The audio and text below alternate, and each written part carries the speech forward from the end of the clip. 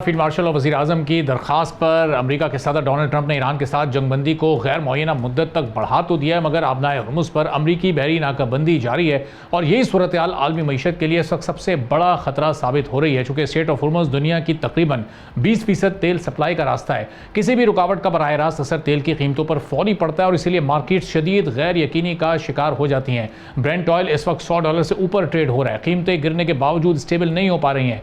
मामूली खबर भी कीमतों में बड़ा उतार चढ़ाव पैदा कर रही है और ईरान पर अमरीकी और इसराइली हमले के बाद से ईरानी हुकूमत ने स्ट्रेट ऑफ हुर्मुज़ में जहाज़ों की नकलो हरकत महदूद की है। कभी वहाँ पर मुख्तसर दौरानी की इजाज़त किसी जहाज़ को दी जाती है और कभी मुस्तकिल तौर पर रोक दी जाती है। तो यही गैर मुस्तकिल पॉलिसी मार्केट के लिए इस वक्त सबसे बड़ा मसला है और इस वक्त असल में खेल है कि पहले कौन इस मामले पर झुकेगा। अमरीका ईरान पर दबाव डाल रहा है कि वो नया मुआहदा पेश करे और ईरान अमरीकी मुतालबात को गैर मुनासिब करार देकर मुज़ाकरात से इस वक्त थोड़ा सा हिचकिचाहट का शिकार है। अब इस्लामाबाद में होने वाले मुज़ाकरात का दूसरा दौर भी अभी तक गैर यकीनी का शिकार है, मुबहम है। कोई खातिर इसमें कोई हतमी बात अभी तक नहीं कही जा सकी है और इस सूरत हाल का असर सिर्फ तेल तक ही महदूद नहीं है। आलमी स्टॉक मार्केट्स भी इस वक्त तकसीम का शिकार दिखाई दे रही हैं। एशियाई मार्केट्स में कमी देखी गई जबकि कुछ बड़ी मार्केट्स में मामूली बेहतरी आई है। इन्वेस्टर्स इस वक्त रिस्क लेने से गुरेज कर रहे हैं। जब तक कोई वाज़ेह मुआहदा नहीं हो जाता, यही सूरत हाल बरकरार रही तो फिर मामलात किस जानिब जाएंगे। अगर मुज़ाकरात खुदा न खास्ता नाकाम होते हैं और जंग का दोबारा आगाज़ होता है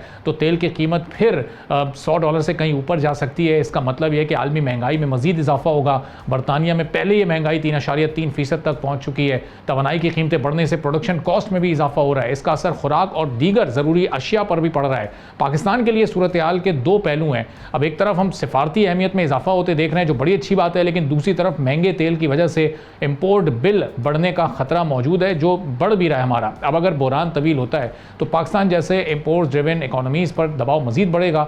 अब दूसरी जानिब अमरीकी फेडरल रिजर्व की क़यादत में तब्दीली भी मार्केट के लिए अहम हो सकती है, लेकिन पाकिस्तान पर इससे क्या असर पड़ेगा अगर ये मामला मजीद आगे जाता है, इस पर हम गुफ्तगू करेंगे। मिर्ज़ा इख्तियार बेग साहब मेंबर हैं स्टैंड फाइनेंस एंड रेवेन्यू के, पाकिस्तान पीपल्स पार्टी के MNA। मिर्ज़ा साहब बहुत शुक्रिया प्रोग्राम के लिए, आपने वक्त निकाला। अब ये अगर ये $100 से ऊपर ही इस वक्त तेल ट्रेड करता रहता है, ये मुज़ाकरात का दूसरा दौर भी कोई खातिर ख्वाह नतीजा खेज साबित नहीं होता, तो अगले 1 महीने 2 महीने में किस जानिब जाते आप मामला देख रहे हैं माशी एतबार से? देखिए, सोचा ये जा रहा था कि दूसरा दौर होगा और फौरन मुआहदा साइन हो जाएगा, things will get back to normal, लेकिन ऐसा हुआ नहीं। और इसमें दोनों साइड पे मुझे तो रिलक्टेंट नज़र आ रहे हैं। ईरान बहुत ज़्यादा है और उसका मेन वजह यह है कि ट्रस्ट डेफिसिट है। ट्रस्ट डेफिसिट पे एक बड़ा वेग सा सेंटेंस है। इसमें जो मसला ये है कि दोनों की अपनी अपनी रेड लाइंस हैं जो वो क्रॉस नहीं करने देना चाहते किसी को, और उन्होंने उसको स्पेल आउट कर दिया, जिसमें एक तो हम रोज का ओपनिंग करना, ब्लॉकेट हटाना है, और दूसरा यूरेनियम इनरिचमेंट का है, जिसको वो कहते हैं ये आप कह रहे हैं किसी को दे दो, ये हमारी मदर है, हम इसको नहीं देंगे, मदरलैंड है हमारी जैसे। तो दोनों ने बड़ी स्टैंड और वाज़ेह स्ट्रॉन्ग पोजीशन ली हुई है। मुझे जो फिक्र है वो ये है कि आपने देखा होगा कि जब जंग में स्पाइक आया था, यानी जंग में तेजी आई थी, तो $120 तक पेट्रोल की कीमत पहुंच गई थी, जो 1970 से सबसे ज्यादा ऊंची लेवल है, हद है। अब अगर यही रहा और मुआहदा नहीं होता और ये वापस चले जाते हैं या जंग शुरू हो जाती है, तो लोगों की फोरकास्ट है कि 130 से $150 फी बैरल तक ये पहुंच सकता है। ये वो लेवल है जिसमें डेवलपिंग कंट्रीज, डेवलप्ड कंट्रीज कोई भी इसको अफोर्ड नहीं कर सकते। इसमें सिवाय 2 ममालिक के जो गेनर होंगे, जो एक USA है और एक रशिया है जो अपना तेल महंगी कीमत पे देगा, तमाम कंट्री जिसमें बिलखुसूस पाकिस्तान, इंडिया है और इजिप्ट है और दूसरी डेवलपिंग कंट्रीज हैं, वो जो है बुरी तरह से उन पे इकोनॉमिक जो है दबाव आ जाएगा। अब हमारी इन चीज़ों से, दबाव से क्या क्या नुकसान हो सकते हैं अरबाब साहब? पहला तो हमारा यह है कि अफरात ज़र बढ़ेगा, और अफरात ज़र पाकिस्तान में भी फोरकास्ट बढ़ा के 7% तक की एक दी गई है। UK में ऑलरेडी आपने जैसा कहा 3.3 बढ़ चुका है और गोइंग अपवर्ड।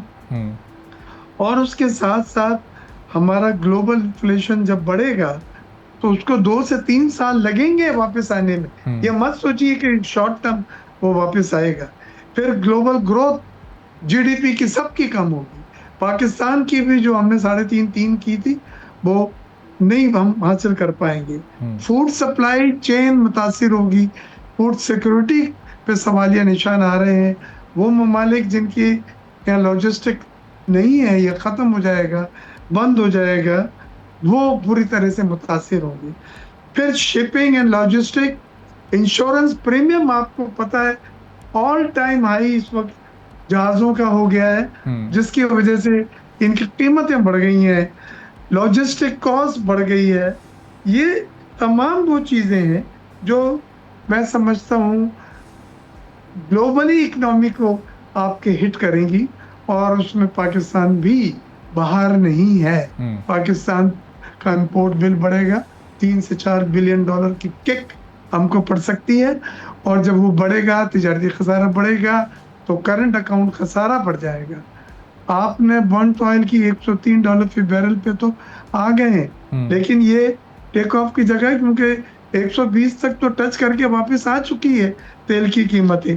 तो ये चीजें, और उसके बाद दुनिया में एक ग्लोबल एनर्जी शॉक, ये ब्लूमबर्ग का एक जुमला जो उन्होंने यूज किया है वो एक एक्सपेक्टेड है। सही आमिर साहब, ये कॉस्ट तो ज़ाहिर बढ़ी रही है, लेकिन कॉस्ट का हमारे यहाँ तो पहले भी इशू था, खासतौर पर हमारी एक्सपोर्ट्स को लेके, हमारी इंडस्ट्री को लेके। हमारी प्रोडक्शन कॉस्ट बहुत ज़्यादा थी, इसीलिए हम कम्पीट नहीं कर पाते थे इंटरनेशनल मार्केट्स में भी। अब ये एक्सपोर्ट अगर हम अपनी नहीं बढ़ा सकेंगे या मेंटेन नहीं रख सकेंगे, थोड़ी सी नीचे भी चली जाएंगी, तो ये इसको कितना हमें नुकसान होगा, चूँकि रेमिटेंसेज भी हमारी डिस्टर्ब हो सकती हैं। जब गल्फ़ कंट्रीज़ की इकॉनमी मुतासिर होगी तो ऑटोमेटिकली हमारी रेमिटेंसेज को उस पर डेंट लगेगा, जो अभी तक तो बैरल नहीं लगा है, लेकिन आगे तो ये एक्सपेक्टेड है। देखिए, $40 बिलियन की पिछले साल हाईएस्ट रिकॉर्ड रेमिटेंसेज हुई थी। इस बार जो लोग वापस आ रहे हैं, जो अनएम्प्लॉयमेंट हो रहा है, जो रिट्रेंचमेंट हो रही है, उनसे मैं समझता हूँ रेमिटेंसेज में वाज़े कमी होगी, और रेमिटेंसेज कम होंगी, इंपोर्ट बिल बढ़ेगा, एक्सपोर्ट कम होगा। 3 तरह से आपके रिजर्व स्क्वीज हो जाएंगे। हमारे डॉलर रिजर्व जो है ज़र मुबादला के ज़खायर वो कम होंगे, और उसकी वजह से फिर क्या होगा, उसकी वजह से करंट अकाउंट खसारा हमारा जो है दोबारा मंफी में आ जाएगा, जो बड़ी मुश्किल से अब मुस्बत में आया है। तिजारती खसारा आपका बढ़ जाएगा क्योंकि पेट्रोलियम मसनूआत की कीमतें बढ़ जाएंगी आपकी, और पैदावारी लागत बढ़ेगी।